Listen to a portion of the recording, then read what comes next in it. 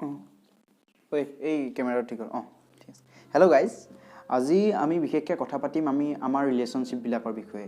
মানে আজিকালি কম বয়সতে প্ৰেমত পৰি যেনেকৈ মানুহে প্ৰতাৰণাৰ সন্মুখীন হ'বলগীয়া হয়, বা এজনে আনজনক প্ৰতাৰণা কৰি যেনেকৈ আনজনৰ মনত দুখ দিবলৈ চেষ্টা কৰে, তাৰ ওপৰত আমি কথা পাতিম।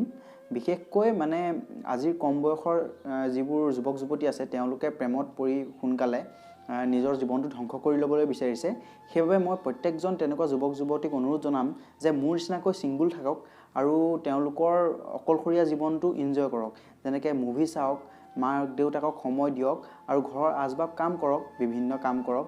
আৰু এতিয়া লকডাউনত যেতিয়া অকলে ঘৰত আছেই, সেইবাবে আপোনালোকে কিছু কাম শিকক। ধৰি লওক কিছুমান উন্নতিমূলক কাম, কিছুমান ধৰি লওক আপোনাৰ উদ্ভাৱনীমূলক কাম কৰি আপোনাৰ জীৱনটো কটাওক আৰু চাওক আপোনাৰ জীৱনটো সুখময় হৈ উঠিব, গম পাইছে। আমি বিশেষকৈ সেইটোৰ ওপৰতে আলোচনা কৰিম বুলি আমি আমাৰ ভিডিঅ'টো আজি আৰম্ভ কৰিছোঁ। চ' ৱেলকাম টু মাই চেনেল।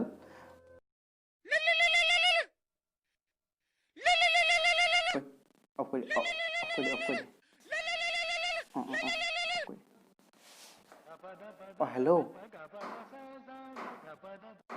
অঁ বেবী শুনা না। অঁ মই ভিডিঅ' এটা বনাই আছিলোঁ আকৌ, সেইটো কাৰণে মই তোমাক হেৰি ফোনটো উঠোৱা নাই। অঁ বুজা না তুমি। যোৱা বেবী যোৱা। যোৱা দেই। অফ কৰা নাই যে এইটো। অফ কৰ। অফ কৰ। চব ধ্বংস কৰি দিলি তই।